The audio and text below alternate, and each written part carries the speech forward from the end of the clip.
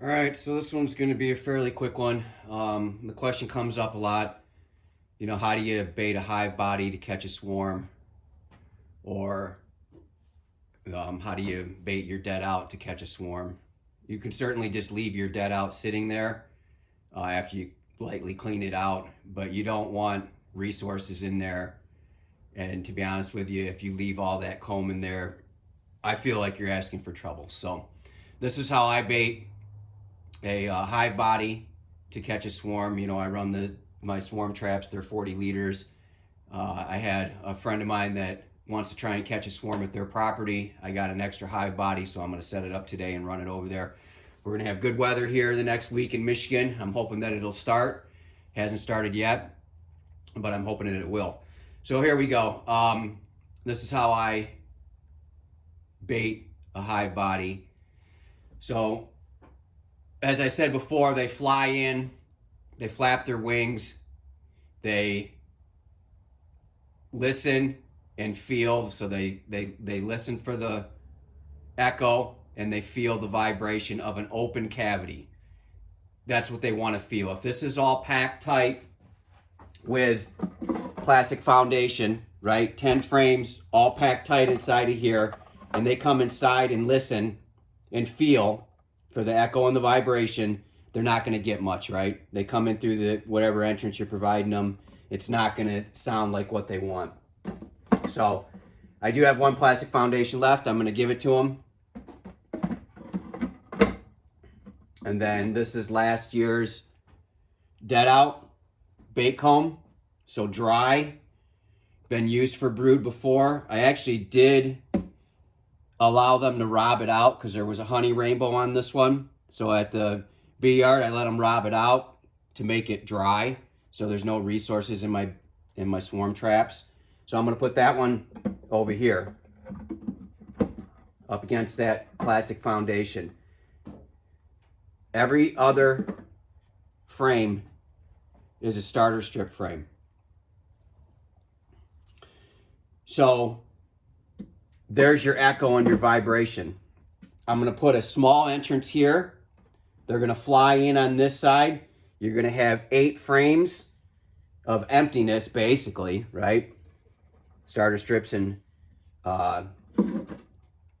fishing line is what I use. So here's my echo and my vibration for when they come in. And then over here on the end, furthest away from the entrance, I'm going to have my bait comb and then my one plastic foundation. If I didn't have starter strips, I run tons of starter strips. If I didn't have starter strips, I would put a shallow, a medium, or even a deep, very cumbersome though, under here, empty, right? No frames. So the same setup with the entrance and everything like that, but it would be elevated and it would be 10 plastic frames of foundation in the top part, and then your echo void chamber below between your bottom board and your hive body. I really feel that that void is very, very important. You put out nuke boxes or pro nukes, 5 frames. These are full of honey, but 5 frames, right? There's not much echo, not much void in there. So if I was running a 5 frame, it would be 1 starter frame, one bait comb, 4 starter strips. That's how important that void is for them to feel and sense that void. So what I'm going to do, smallest entrance, smallest opening is going to go here.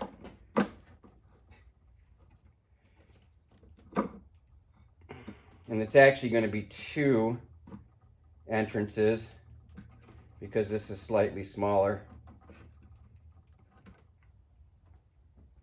I'll put my inner cover on and then my outer cover, and I'll ratchet strap it. This isn't going to go in a tree. This is actually going to go on cinder blocks right on the ground, ideally. Yeah, sure, you want the height. You want it up in a tree. but you can catch on the ground as well. So that's what we're going to try this time. So this is going to make 7 traps out there. The other thing is scenting, right? So if it was a couple weeks ago, I wouldn't be opposed to probably sending it kind of heavy, knowing that they're not going to be moving in at that point or scouting. But now, since it's so late in the season, or I'm sorry, since the season's going to start, I don't want to do anything like over scent. So it's as simple as this. I'm going to go to the furthest part from the entrance. My entrance is going to be over here in this area. The furthest part from the entrance. I'm going to give them 1 spray. That's it. 1 spray in the entrance. And we're going to set it up. And we're going to see what happens. So we know there's bees in the area. I've caught in the area. This actually is going to be intersecting with the other 3 traps in the Grand Rapids area. So trap 1, 2, and 6 are... All right, so a quick look at the finished product. Here we are, all set up.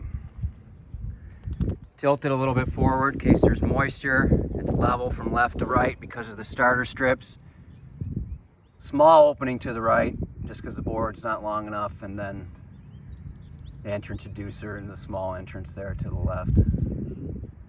So here we go. We'll see what happens. This is number 7, late swarm trap attempt. Thanks for watching.